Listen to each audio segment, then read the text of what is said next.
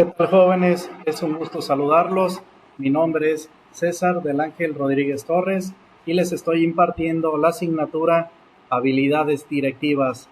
Recuerden, me pueden contactar mediante mi correo electrónico, así como también en la plataforma de educación a distancia del plantel. En esta sesión vamos a iniciar a ver el tema número 2, motivación, y vamos a desglosar el subtema 2.1, conceptos básicos de motivación. La competencia de la unidad 2 consiste en elaborar un diagnóstico con el fin de proponer programas de motivación laboral. Subtema 2.1, conceptos básicos de motivación. La motivación, según el diccionario de la Real Academia de la Lengua Española, es el ensayo mental preparatorio de una acción para animar o animarse para ejecutarla con diligencia, y está relacionado con las palabras motivar, disponer del ánimo de alguien para que proceda de un determinado modo. Motivo, causa o razón que mueve para algo.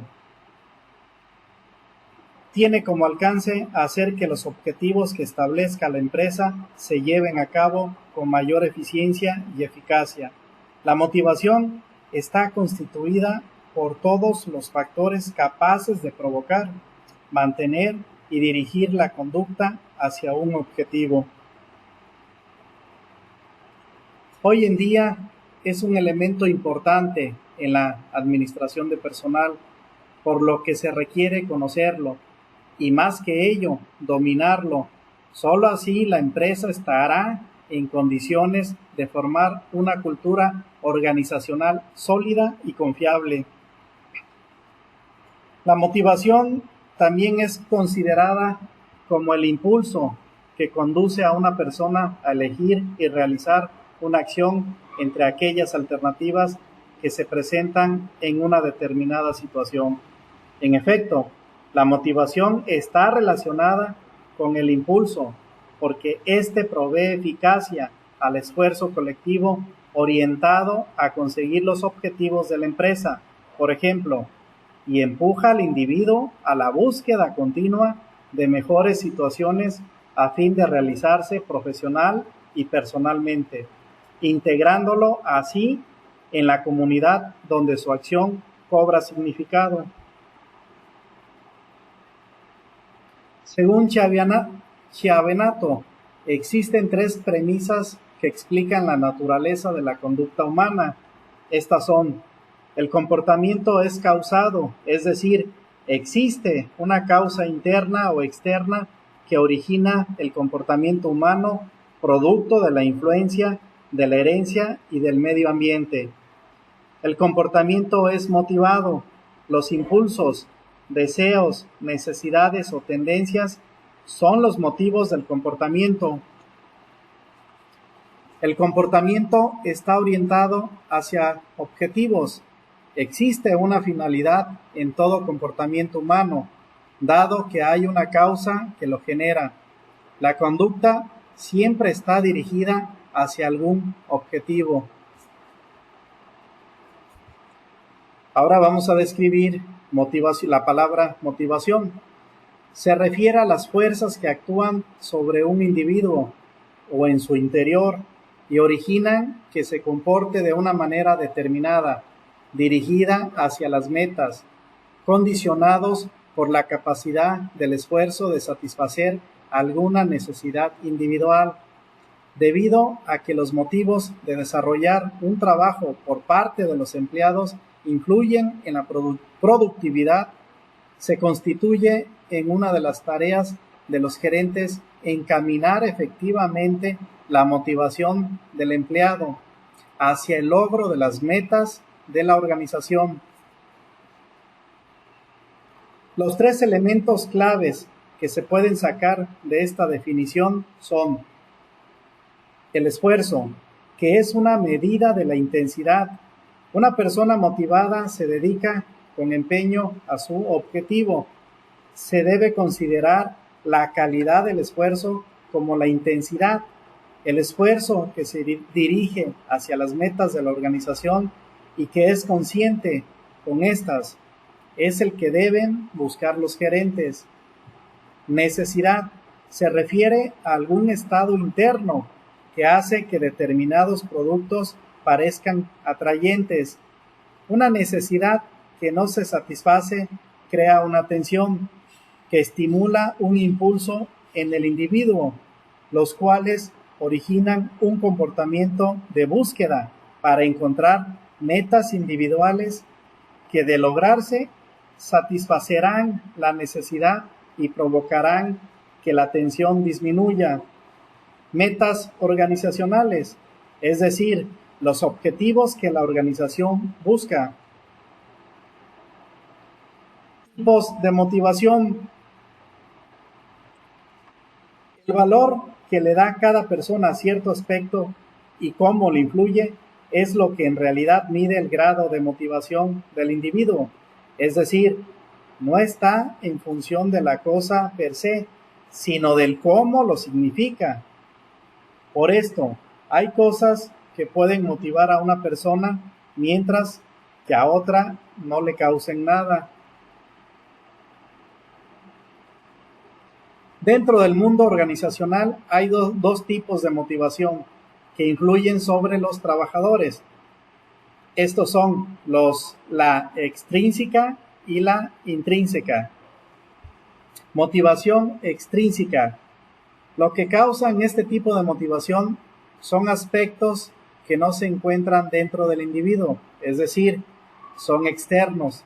Estos factores influyen directamente en la conducta del subordinado, satisfaciendo una necesidad que normalmente está relacionada con algo concreto, como el sueldo o beneficio monetario. Dentro de un hospital, por ejemplo, alguna enfermera podría trabajar doble turno para recibir el doble sueldo. Por tanto, el factor económico la motiva a trabajar ese extra para poder recibir a cambio la compensación. Así que el interés no está en algún aspecto dentro de ella, sino en algún extremo. Motivación intrínseca. Este tipo de motivación no se relaciona con algo externo, como lo es el sueldo, sino con algún interno. El origen de esta se encuentra en la satisfacción que siente el trabajador por realizar su trabajo, como puede ser el reconocimiento público, el desarrollo medido por medio de logros, etc. Un ejemplo, en varias organizaciones, principalmente las que brindan un servicio como tiendas de alimentos, se encuentra el famoso reconocimiento llamado el empleado del mes. En ocasiones, este tipo de programas lleva un bono económico, pero en muchas otras no. Y en realidad, lo que se pretende es que el individuo se sienta motivado. Un ejemplo de esto son los médicos del servicio público, que comienzan su labor y están preocupados en ayudar a sus pacientes, en aprender de la praxis y ayudar. A continuación vamos a ver ejemplos de los tipos de motivación. Motivaciones extrínsecas: buen sueldo o salario, bonos, seguros y prestaciones. Referente a las motivaciones intrínsecas: reconocimiento público, felicitaciones por un buen trabajo, desarrollo profesional y políticas de igualdad de oportunidades. Dentro de la motivación por parte del área directiva o gerencial hacia sus subordinados, hay dos tipos de refuerzos que van hacia lo positivo, llamado recompensa, o hacia lo negativo, llamado castigo. En las recompensas, el empleado recibirá algo agradable como reconocimiento a su trabajo, mientras que en el castigo será suprimido de eso agradable, como reprobación hacia sus labores. Este tipo de refuerzos se aplican por parte del nivel directivo o gerencial y dependen directamente del tipo de seguidores que se tengan. Refuerzo positivo. Para poder reforzar el mensaje, se hace un reconocimiento público al empleado por sus logros, mismo que a la vez motiva e incide en los demás que perciben el triunfo del compañero, de modo que deseen elevar su productividad o la calidad de su servicio. Refuerzo negativo. Para reforzar el mensaje, se hace uso del castigo y las sanciones por no lograr las metas. Este tipo de refuerzo es muy delicado de utilizar y dependerá mucho del tipo de seguidores, por ejemplo, si son inmaduros. Idealmente, un buen líder sanciona o reprende en privado, a menos que vea que exista amenaza de que otros empleados hagan lo mismo y se requiere hacerlo en público. Pero esto solo será necesario si los seguidores son inmaduros. Puede tener consecuencias como falta de compromiso, bajo rendimiento, conflictos, falta de lealtad y ausentismo. El ciclo motivacional. Si enfocamos la motivación como un proceso para satisfacer necesidades, surge lo que se denomina el ciclo motivacional, cuyas etapas son las siguientes.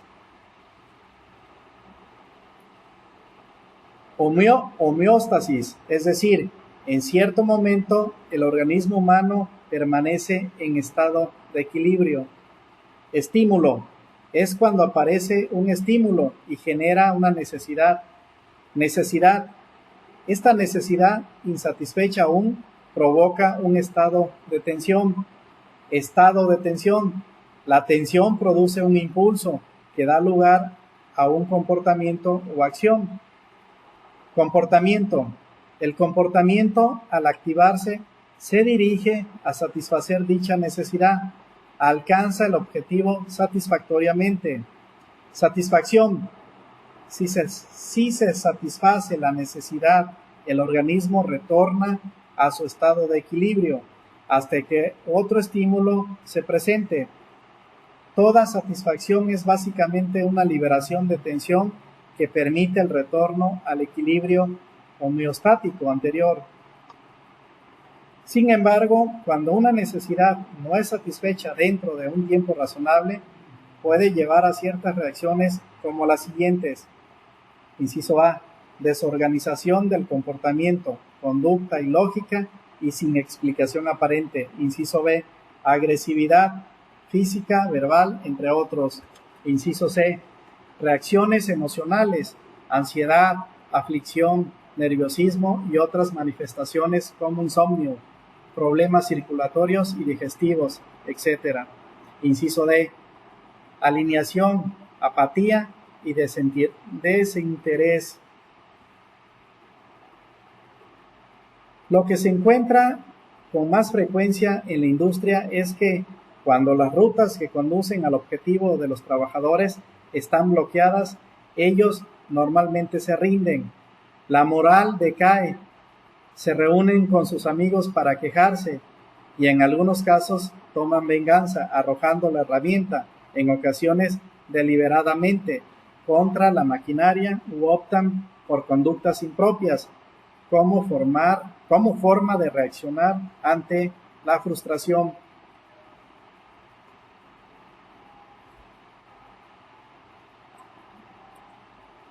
Aprendizaje de la motivación. Algunas conductas son totalmente aprendidas. Precisamente la sociedad va moldeando en parte la personalidad. Nacemos con un bagaje instintivo, con un equipo orgánico, pero la cultura va moldeando nuestro comportamiento y creando nuestras necesidades. Las normas morales, las leyes, las costumbres, las ideologías y la religión influyen también sobre la conducta humana y estas influencias quedan expresadas de distintas maneras. En cualquiera de tales casos, esas influencias sociales externas se combinan con las capacidades internas de la persona y contribuyen a que se integre la personalidad del individuo, aunque en algunos casos y en condiciones especiales también puede causar la desintegración. El mecanismo por el cual la sociedad moldea a las personas a comportarse de una determinada manera se da de la siguiente forma. Punto número 1. El estímulo se activa. 2. La persona responde ante el estímulo. 3. La sociedad, por intermedio de un miembro con mayor jerarquía, padre, jefe, sacerdote, etc., trata de enseñar, juzga el comportamiento y decide si éste es adecuado o no. 4. La recompensa, incentivo o premio se otorga de ser positivo. Si se juzga inadecuado, proporciona una sanción castigo. 5. La recompensa aumenta la probabilidad de que en el futuro, ante estímulos semejantes, se repita la respuesta prefijada. Cada vez que esto sucede, ocurre un esfuerzo y por tanto aumentan las probabilidades de la ocurrencia de la conducta deseada. Una vez instaurada esa conducta, se dice que ha habido aprendizaje. 6. El castigo es menos efectivo, disminuye la probabilidad de que se repita ese comportamiento ante estímulos semejantes. 7. El aprendizaje consiste en adquirir nuevos tipos actuales o potenciales de conducta. Este esquema no solo es válido para enseñar normas sociales, sino, además, cualquier tipo de materia. Una vez que se ha aprendido algo, esto pasa a formar parte de nuestro repertorio conductual.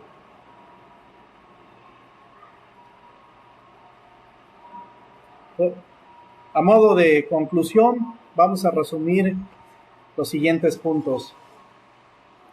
La motivación es un factor que debe interesar a todo administrador, que deberá estar consciente de la necesidad de establecer sistemas de acuerdo a la realidad de su país, y al hacer esto, deberá tomar en cuenta que la motivación es un factor determinante en el establecimiento de dichos sistemas.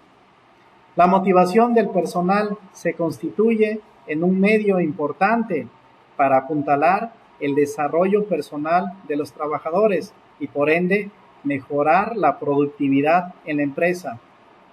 Para mantener tal grado de compromiso y esfuerzo, las organizaciones tienen que valorar adecuadamente la cooperación de sus miembros, estableciendo mecanismos que permitan disponer de una fuerza de trabajo suficientemente motivada para un desempeño eficiente y eficaz, que conduzca al logro de los objetivos y las metas de la organización y al mismo tiempo se logre satisfacer las expectativas y aspiraciones de sus integrantes.